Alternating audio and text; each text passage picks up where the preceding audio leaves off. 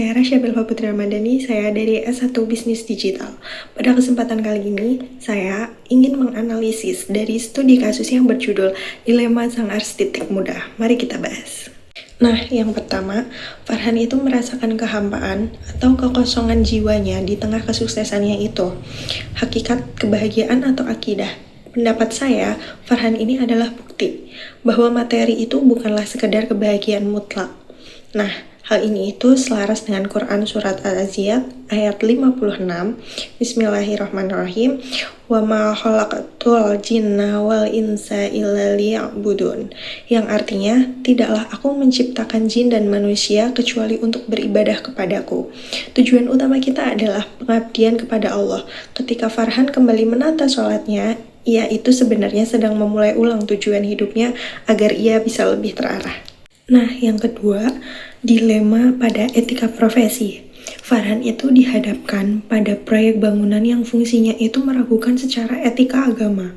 Ini berkaitan dengan prinsip halalan thayyiban dalam pekerjaan. Nah, integritas arsitek muslim atau muamalah. Sebagai muslim, kita wajib memegang prinsip wara atau berhati-hati. Sesuai dengan hadis Arba'in ke-6 dari Abu Abdillah Nu'man bin Bashir radhiyallahu anhu, Rasulullah Shallallahu alaihi wasallam bersabda, sesungguhnya yang halal itu jelas dan yang haram itu jelas. Di antara keduanya terdapat perkara-perkara syubhat atau samar yang tidak diketahui oleh kebanyakan orang. Nah, barang siapa yang menjauhi perkara syubhat, maka ia telah menyelamatkan agama dan kehormatannya. Hadis riwayat Bukhari dan Muslim. Nah, bahwa yang halal itu jelas dan yang haram itu jelas. Di langkah Farhan mencari ketetapan hukum di Al-Quran dan hadis adalah langkah preventif agar nafkah yang ia beroleh itu tetap berkah. Ketiga, yaitu konflik toleransi di lingkungan kerja. Nah, terjadi di ketegangan antar staf yang berbeda keyakinan mengenai penggunaan ruang ibadah yang menguji kepemimpinan Farhan dalam menjaga kerukunan. Nah, ini termasuk kepemimpinan yang adil atau akhlak.